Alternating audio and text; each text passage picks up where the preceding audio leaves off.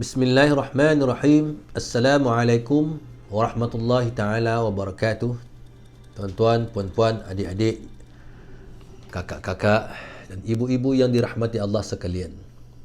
Pada kesempatan ini insya-Allah kita akan berkongsi sesuatu yang berkaitan tentang peristiwa di mana sesuatu yang amat penting berlaku kepada baginda Nabi Muhammad sallallahu alaihi wasallam, khususnya dan amnya kepada umat Islam sehingga pada hari ini. Alhamdulillah rabbil alamin, wassalatu wassalamu ala sayyidina Muhammad wa ala alihi wa ashabihi ajma'in. A'udzu billahi minasy syaithanir rajim. Bismillahirrahmanirrahim. Syahrul Ramadan alladhi unzila fihi al-Quran hudan lin-nasi wa bayyinatin minal huda wal furqan. Maksudnya, syahrul Ramadan, bulan Ramadan itu diturunkan padanya Al-Quran yang memberi hidayah kepada seluruh manusia dan juga menerangkan perkara-perkara yang penting dan juga perkara-perkara yang hak. Pada kesempatan ini insya-Allah kita akan melihat Al-Quran yang telah diturunkan kepada baginda Nabi Muhammad sallallahu alaihi wasallam yang merupakan suatu mukjizat terbesar yang membuktikan kerasulan baginda Nabi Muhammad sallallahu alaihi wasallam dengan segala sifat kesempurnaan. Al-Quran ini adalah suatu yang amat luar biasa, iaitu kalamullah, firman daripada Allah Subhanahu wa taala, ditujukan kepada kita umat manusia, yang mana Al-Quran itu sendiri padanya merupakan syifa'ul linnas.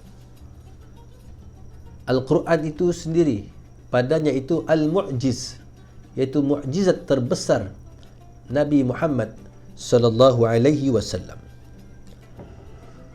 Dan membaca Al-Quran itu sendiri serta menghayati dan mengamalkannya adalah suatu ibadah yang mendapat ganjaran sebaik-baik dan sebesar-besarnya di sisi Allah Subhanahu wa taala.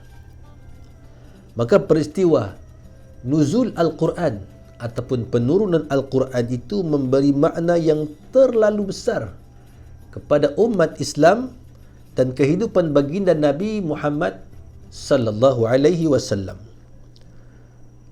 Maka melalui perantaraan malaikat Jibril secara berperingkat Al-Quran itu diturunkan sehinggalah lengkap 30 juzuk seperti mana terdapat pada hari ini. Baik tuan-tuan dan puan-puan, adik-adik yang dirahmati Allah sekalian, setiap tahun pada 17 Ramadan suatu peristiwa penting yang dinanti-nantikan dan juga biasanya diraikan oleh seluruh umat manusia, khususnya umat Islam, yang mana ianya merupakan suatu tarikh yang disepakati oleh sebahagian besar ulama sebagai tarikh sejarah turunnya wahyu pertama kepada baginda Nabi Muhammad sallallahu alaihi wasallam, yang mana baginda Nabi sallallahu alaihi wasallam yang sedang bermunajat kepada Allah Subhanahu wa taala di Gua Hira, itu gua yang terdapat di kota Makkah, yang terjadi padanya penurunan Al-Quran pada kali pertama. Maka dengan penurunan Al-Quran ini, penurunan wahyu ini adalah bukti dan dalil sebagai pengiktirafan kepada baginda Nabi Muhammad sallallahu alaihi wasallam, yang mana baginda adalah seorang rasul yang akan memimpin seluruh umat dan juga memimpin ke arah hidayah yang menerangi seluruh alam. Tuan-tuan dan puan-puan, adik-adik yang dirahmati Allah sekalian, Al-Quran dinukilkan kepada kita secara mutawatir, pasti dan qat'i, serta ditulis mashaf yang hari ini lebih dikenal sebagai mashaf Utsmani. Maka adalah wajar bagi kita, khususnya umat Islam, mengkaji sejarah Al-Quran dengan sebaik-baik dan sedalam-dalamnya, dan juga apa-apa sahaja perkara yang berkaitan tentangnya. Maka tuan-tuan dan puan-puan yang dirahmati Allah sekalian, peristiwa agung ini, peristiwa yang sungguh istimewa ini, yang mananya ianya berlaku dalam sejarah umat Islam, yaitu malam diturunkan Al-Quran, yakni nuzul Al-Quran, yang berlaku pada 24 Ramadan, yang juga disebut Allah sebagai malam yang diberkati. A'udzubillahi minasyaitonirrajim, yang maksudnya, sesungguhnya kami telah menurunkan Al-Quran itu pada malam yang berkat. Surah Ad-Dukhan ayat 3. Dan ayat yang lain pula, sesungguhnya kami telah menurunkan Al-Quran pada malam Al-Qadar. Surah Al-Qadar ayat 1.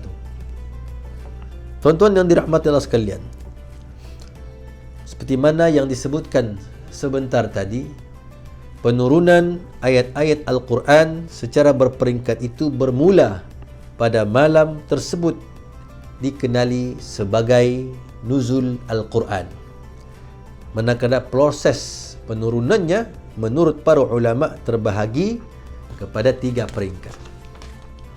Peringkat yang pertama, penurunan secara keseluruhan Al-Quran itu sendiri, sekaligus sebanyak 30 juzuk Al-Quran itu diturunkan dari sisi Allah Subhanahu wa Ta'ala ke Lauh Mahfuz. Nah, ini diterangkan oleh Allah Subhanahu wa Ta'ala dalam surah Al-Buruj ayat 21 hingga ayat 22 yang berbunyi, A'udzubillahi minasyaitonirrajim, bal huwa Qur'anun Majid fi lauhim mahfuz. Yang maksudnya, bahkan yang mereka dustakan itu ialah Al-Quran yang mulia yang tersimpan di Lauh Mahfuz. Maka apa yang kita ketahui dan fahami daripada ayat itu, Al-Quran itu Allah Ta'ala letakkan daripada sisinya diturunkan ke Lauh Mahfuz dalam satu kitab 30 juzuk. Baik. Seterusnya, peringkat yang kedua, penurunan Al-Quran itu daripada Lauh Mahfuz ke Baitul Izzah, iaitu langit dunia, sebagaimana firman Allah Subhanahu wa Ta'ala dalam surat Ad-Dukhan ayat 3, A'udzubillahi minasyaitonirrajim, Inna anzalnahu fi lailatin mubarakah, Inna kunna mundirin.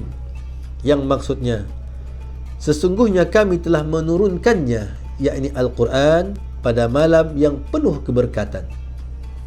Sesungguhnya kami sentiasa memberi peringatan dan juga amaran.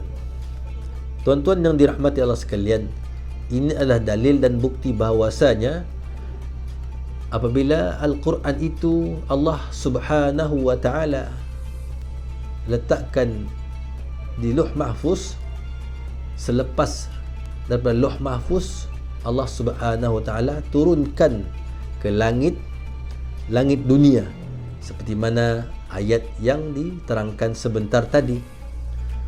Dan proses ataupun tingkat yang ketiga, di dalam proses penurunan ayat-ayat suci Al-Quranul Karim, penurunan secara berperingkat. Maka penurunan secara berperingkat inilah yang berlaku dan diterima oleh baginda Nabi Muhammad sallallahu alaihi wasallam dalam tempoh 23 tahun dan ianya dinyatakan oleh Allah Subhanahu wa taala dalam suratul Furqan ayat 3. A'udzu billahi minasyaitonir rajim. Wa qala alladziina kafaru laula nuzila 'alaihil qur'anu jumlatan wahidah kadzalika linuthabbita bihi fuadak wa rattalnahu tartila. Maksudnya, dan berkatalah orang-orang yang kafir, mengapa Al-Quran itu tidak diturunkan kepadanya, yakni kepada Muhammad sallallahu alaihi wasallam secara serentak. Yang demikian itu beransur-ansur supaya kami perkuatkan hatimu dengannya dan kami membacakannya, yakni Al-Quran secara tartil. Makna nuzul Al-Quran seperti mana yang disebutkan di awal-awal tadi, peristiwa nuzul Al-Quran ini adalah suatu peristiwa yang sangat penting dan peristiwa yang memberikan makna yang sangat besar bagi kita umat Islam seluruh alam, kerana dengan sebab peristiwa itu pada hari ini kita dapat membaca, bertadabbur dan juga mengamalkan segala apa yang telah dinyatakan dalam Al-Quranul Karim. Tetapi tahukah tuan-tuan dan puan-puan, adik-adik sekalian, peristiwa nuzul ataupun penurunan Al-Quran yang disebutkan ini merupakan suatu peristiwa di mana Al-Quran itu diturunkan dari langit kepada Nabi Allah yang terakhir, iaitu Nabi Muhammad sallallahu alaihi wasallam. Dan perkataan nuzul itu sendiri ada pelbagai wajah, sama ada kata nama, kata perbuatan ataupun lainnya digunakan dalam Al-Quran sebanyak lebih kurang 290 kali. Dan sebagai contoh, dia yang telah menurunkan, yakni perkataan nuzul itu tadi, dia yang telah menurunkan hujan, ataupun dialah yang menurunkan Taurat dan Injil. Itu maksud perkataan nuzul. Seperti mana yang disebutkan tadi, nuzul itu membawa maksud turun ataupun berpindah, iaitu berpindah daripada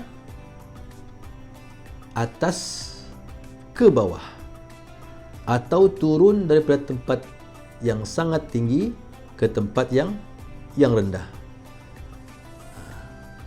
Yang maksudnya di sini ialah Al-Quran yang dibaca dan diterima oleh manusia pada hari ini menjelaskan kepada kita nuzul Al-Quran itu, penurunan Al-Quran itu daripada Allah Subhanahu wa taala kepada kita. Sisi umat Islam pada hari ini adalah suatu penurunan ataupun perpindahan perintah-perintah ataupun kenyataan-kenyataan ataupun hukum-hukum daripada Allah Subhanahu wa taala kepada umat manusia di dunia pada hari ini. Seperti mana yang kita maklumi, di dalam Al-Quran itu sendiri, kenyataan-kenyataan di dalam Al-Quran itu sendiri terdapat di dalamnya banyak cerita-cerita ataupun kisah-kisah nabi-nabi terdahulu, bangsa-bangsa terdahulu ataupun kaum-kaum yang terdahulu daripada kita pada hari ini. Sebagai contohnya, di dalam Al-Quran itu ada menceritakan kepada kita kisah kaum Nabi Musa, kisah kaum Nabi Harun, dan juga kisah kaum Qarun dan juga Fir'aun. Itu kalau kita singkap berkaitan tentang menceritakan kisah-kisah ataupun sejarah-sejarah yang terlalu lama. Ada juga di dalam Al-Quran itu menceritakan ataupun berkisar tentang hukum hakam. Sebagai contohnya, Allah Subhanahu wa taala telah membuat perintah ataupun memberi arahan kepada kita pada hari ini untuk melaksanakan ibadah salat. Sebagai contohnya, aqimus salah wa atuz zakah. Itu contoh. Dan juga di dalam Al-Quran terdapat juga peristiwa-peristiwa di masa-masa yang akan datang, yakni peristiwa ataupun keadaan yang belum lagi berlaku pada hari ini. Contohnya ialah peristiwa Yaumil Qiyamah, ataupun sebagai contoh peristiwa di padang mahsyar, dan juga peristiwa di dalam syurga ataupun neraka. Dan banyak lagi isi-isi penting ataupun perkara-perkara penting yang Allah Subhanahu wa taala perjelaskan kepada kita, yang mana semuanya terdapat di dalam Al-Quranul Karim. Baik tuan-tuan dan puan-puan, adik-adik yang dirahmati Allah sekalian, kelebihan Al-Quran, tidak ada satu perkara pun yang terlepas ataupun tertinggal di dalam Al-Quran. Maka dengan lain perkataan, segalanya terdapat dalam Al-Quran, sesuai dengan firman Allah Subhanahu wa taala, A'udzu billahi minasyaitonir rajim. Wa ma min dabbatin fil ard wa la ta'irin yatiru bi janahayhi illa umamun amthalukum ma farratna fil kitabi min syai' thumma ila rabbihim yuhsyarun. Yang maksudnya, dan tidak seekor pun binatang yang melata di bumi, dan tidak seekor pun burung yang terbang dengan kedua sayapnya, melainkan mereka umat-umat seperti kamu. Tiada kami tinggalkan sesuatu pun di dalam kitab Al-Quran ini, kemudian mereka semuanya akan dihimpunkan kepada Tuhan mereka untuk dihisab dan menerima balasan. Surah Al-An'am ayat 38. Seperti mana yang sering kita perdengarkan, Al-Quran huwa syifa, Al-Quran huwa al-hidayah. Al-Quran itu pemberi hidayah. Maksudnya di dalam isi-isi Al-Quran itu, ayat-ayat di dalam Al-Quran itu merupakan suatu hidayah, suatu penerangan, dan juga suatu yang memberikan hati seseorang itu apabila mendengarnya menjadi lembut. Di dalam Al-Quran juga merupakan 1001 rahmat kepada seluruh alam, bukan saja di sisi umat Islam, bahkan ke seluruh umat amnya. Al-Quran juga merupakan syifa. Syifa ini penyembuh bagi mereka yang berada di dalam kesakitan. Maksud kesakitan ini ialah kesakitan rohani, dan mungkin juga ianya merupakan penyembuh kepada sakit-sakit jasmani. Di samping itu juga Al-Quran merupakan nur ataupun cahaya yang menerangi kepada mereka yang berada di dalam kegelapan. Bukan sahaja kegelapan malam, bahkan nur ataupun cahaya bagi mereka yang berada di dalam kegelapan hati, yang berada di dalam keadaan yang kacau bilau, dan juga memberi cahaya kepada mereka yang berada di dalam keadaan yang tidak tentu arah. Di samping juga Al-Quran merupakan furqan, yakni pemberi penjelasan bagi manusia, kerana ianya, isi kandungannya itu adalah sesuatu yang benar dan tidak ada sesiapa yang boleh menafikannya, dan juga tidak ada seorang makhluk pun yang mampu mendatangkannya walaupun satu ayat, seperti mana yang telah disebutkan sebentar tadi. Adik-adik, bapak-bapak, tuan-tuan dan puan-puan yang dirahmati Allah sekalian, bersempena dengan peristiwa nuzul Al-Quran pada kali ini, marilah sama-sama kita mengambil iktibar dan menghayati peristiwa penurunan mukjizat yang agung dengan melaksanakan beberapa amalan yang mungkin dapat kita amalkan sebahagian besarnya. Antaranya ialah meletakkan Al-Quran itu sebagai acuan kehidupan kita. Menjadikan Al-Quran itu sebagai panduan di dalam kita melayari kehidupan kita sehari-hari. Maksudnya dengan menjadikan Al-Quran itu sebagai sesuatu kitab rujukan di sepanjang hayat, di sepanjang masa kita. Demi kesejahteraan di dunia, lebih-lebih lagi kesejahteraan kita di akhirat kelak. Kerana apa? Kerana mereka yang menjadikan Al-Quran itu sebagai bacaan utama setiap masa, maka pahala ataupun ganjaran yang Allah Subhanahu wa Ta'ala sediakan dan berikan kepada pembacanya itu adalah ganjaran yang terlalu besar, lebih-lebih lagi di bulan Ramadan Al-Mubarak ini. Sesuai dengan sabda Nabi sallallahu alaihi wasallam, tidaklah aku mengatakan alif lam mim itu satu ayat, tetapi alif satu huruf, lam satu huruf, dan mim satu huruf.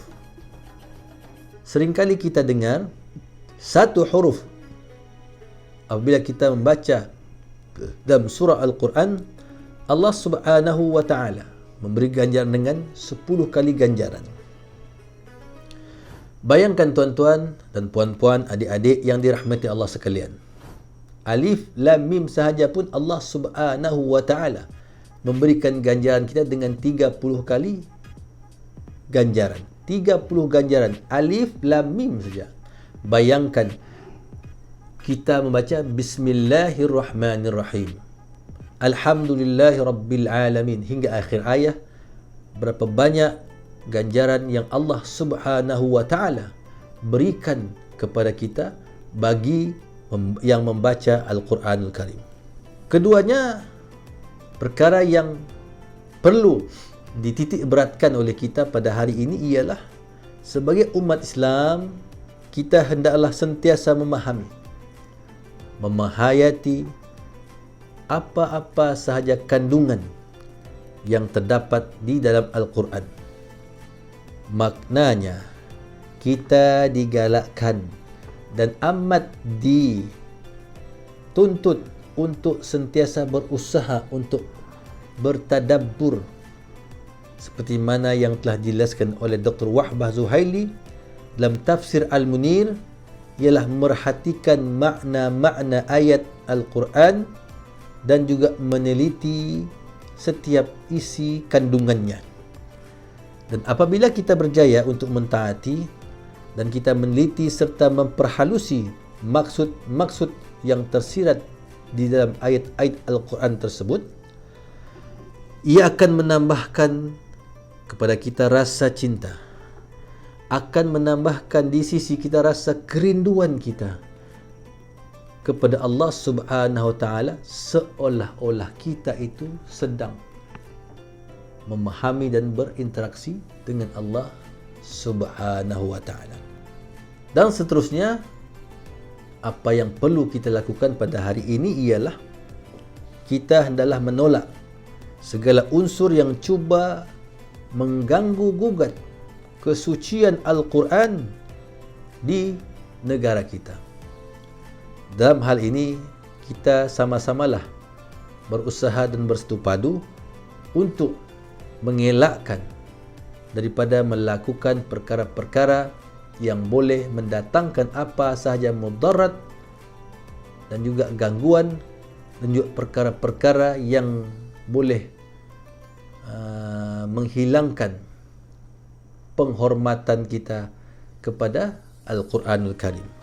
Dan yang terakhirnya, dari kesempatan yang ada pada hari ini, sama-samalah kita untuk berusaha memberikan kemuliaan dan mengangkat martabat umat ini dengan melaksanakan apa-apa sahaja yang terdapat di dalam Al-Quranul Karim. Jika terdapat sebarang perselisihan, jika terdapat sebarang kerancuan jika terdapat sebarang perkara yang kita tidak boleh selesaikan dengan undang-undang ataupun perkara-perkara di dunia ini, maka tidak lain dan tidak bukan jalan yang paling tepat, perkara yang paling tuntas untuk kita ambil ialah merujuk kepada Al-Quranul Karim.